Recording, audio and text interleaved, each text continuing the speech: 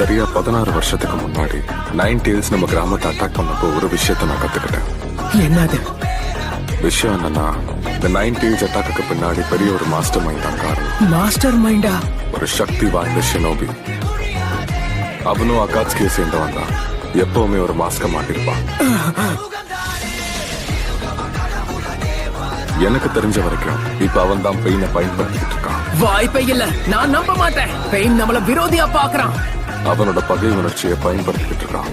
அதாவது இவ்வளவு பலசாலியா இருக்கிற இந்த பெயினை பயன்படுத்திக்கிட்டு இருக்காங்களா? அந்த மாஸ்டர் மைண்ட் மாஸ்க் நிஞ்சா யாரு? நடக்கிற எந்த அநீதியையும் நான் ஏற்க மாட்டேன். வெளியே வா, 9 Tails.